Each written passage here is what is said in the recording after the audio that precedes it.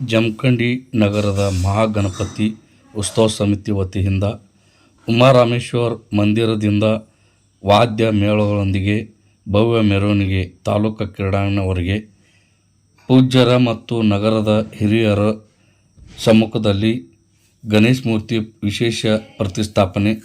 ಜಮಖಂಡಿ ಕ್ರೀಡಾಂಗಣದಲ್ಲಿ ಸತತ 6ನೇ ಬಾರಿಗೆ ಗೌರಿ ಗಣೇಶ್ ಪ್ರತಿಷ್ಠಾಪನೆ ವಿಶೇಷ ಪೂಜೆಯೊಂದಿಗೆ ಜಮಖಂಡಿ ತಾಲೂಕು ಕ್ರೀಡಾಂಗಣದಲ್ಲಿ ಮಾಜಿ ಶಾಸಕ ಆನಂದ್ ನ್ಯಾಮಗೌಡ ಅವರ ನೇತೃತ್ವದಲ್ಲಿ ನಡೆಯಿತು.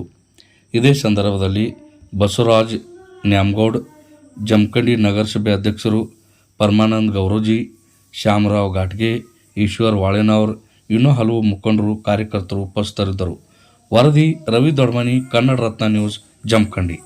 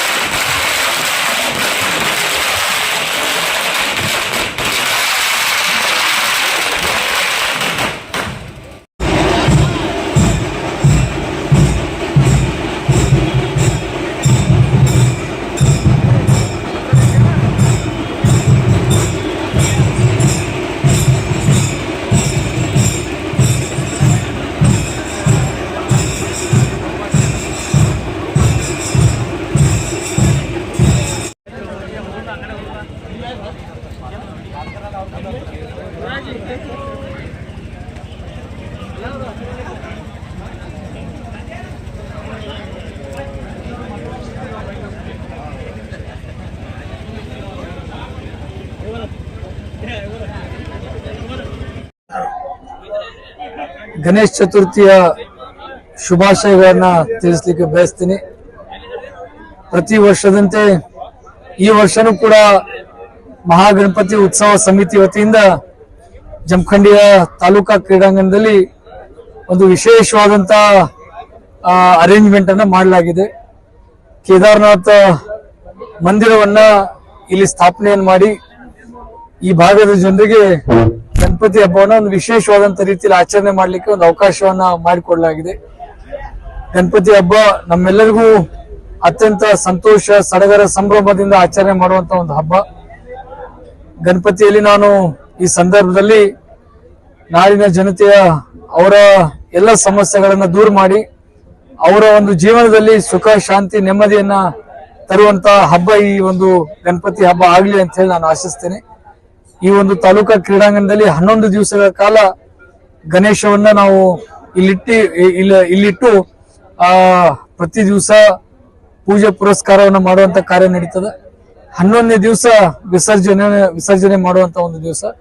ಹೀಗಾಗಿ ಈ ಒಂದು ಸಂದರ್ಭದಲ್ಲಿ ಮತ್ತೊಮ್ಮೆ ನಾನು ನಾಡಿನ ಜನತೆಗೆ ಗಣೇಶ ಚತುರ್ಥಿಯ ಶುಭಾಶಯಗಳನ್ನ ಹೇಳಲಿಕ್ಕೆ ಬಯಸ್ತೇನೆ.